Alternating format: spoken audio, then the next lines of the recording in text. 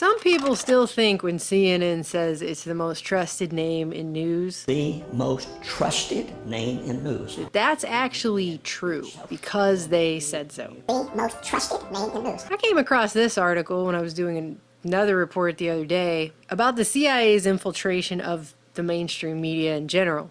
And after going back and reading the entire article, I think we should all read it. I think everyone should have a look at this article. So this comes from the Los Angeles Times, March 27, 2000, and as Alexander Cockburn explains in this article, he only heard of it after a Dutch journalist in Holland reported on it after hearing about it in an intelligence brief that was sent out in France.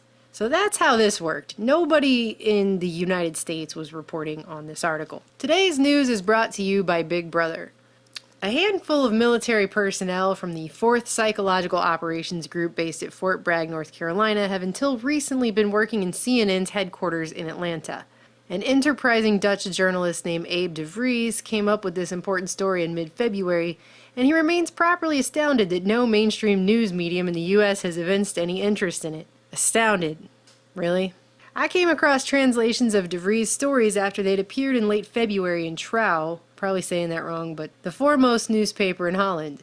De Vries later told me he'd originally come upon the story in the French newsletter Intelligence Online, available on a pay-per-story basis, February 17th, which described a military symposium in Arlington, Virginia that discussed the use of press in military operations. A Colonel Christopher St. John, commander of the U.S. Army's 4th Psyops group, was quoted by Intelligence's correspondent present at the symposium as, in the correspondent's words, having, quote, called for greater cooperation between the armed forces and media giants. He being St. John, pointed out that some Army Psyops personnel had worked for CNN for several weeks and helped in the production of some news stories for the network, end quote. Reading this in Belgrade, where he's Traw's correspondent, de Vries saw a good story, picked up the phone, and finally reached Major Thomas Collins of the U.S. Army Information Service, who duly confirmed the presence of these Army PSYOPs experts at CNN. PSYOPs personnel, soldiers, and officers, de Vries quoted Collins as telling him, have been working in CNN's headquarters in Atlanta through our program, whatever program that is, training with industry. They worked as regular employees of CNN. They helped in the production of news.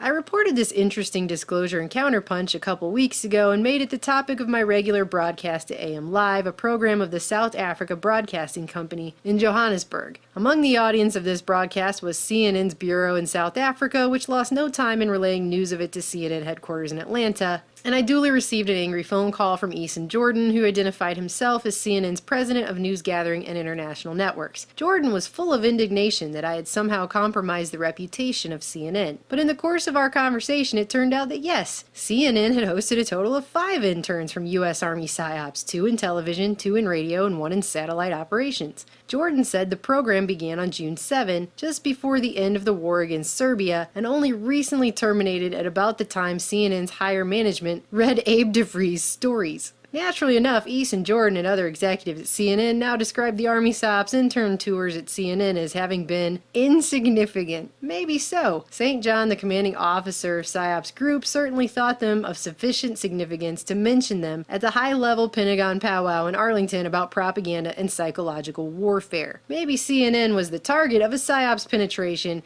and is still too naive to figure out what was going on. Oh, really? Is that really what you think? It's hard not to laugh. Yeah, it's hard not to laugh at the last thing this guy just wrote. But anyways, it's hard not to laugh when CNN execs like Jordan start spouting, as he did to me, high-tone stuff about CNN's principles of objectivity and refusal to relay government propaganda. They just refuse. They refuse to.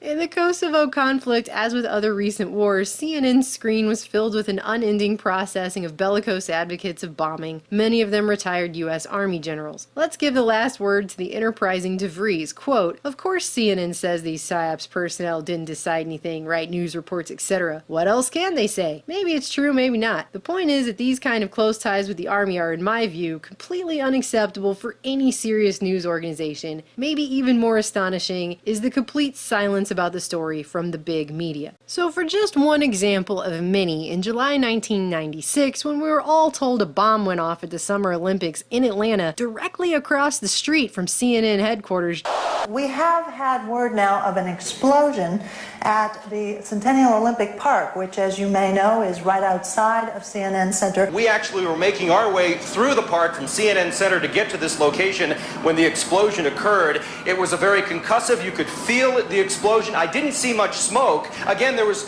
the explosion.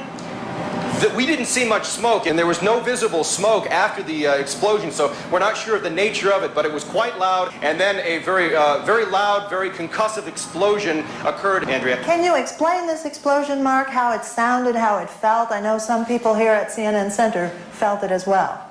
It was very concussive. It was...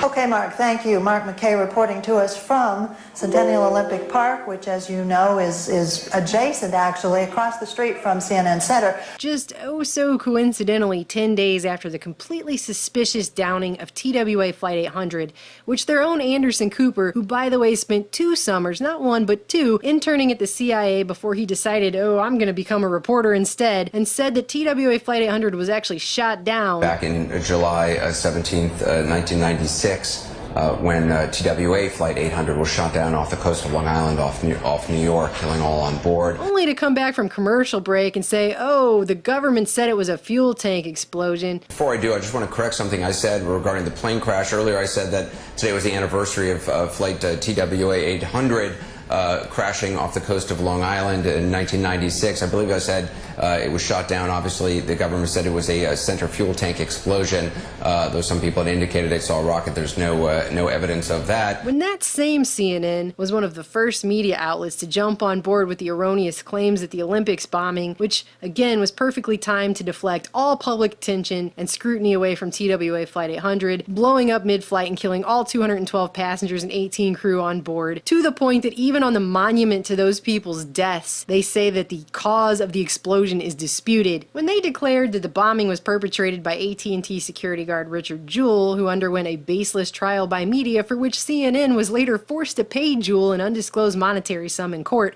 after he sued them for libel and slander, well, is it any coincidence that just a few years later, while covering war in Serbia, it was also discovered that Army Psychological Operations personnel, officers, and soldiers were actually working directly at CNN headquarters to help produce the derisive air quotes news? Short answer? No.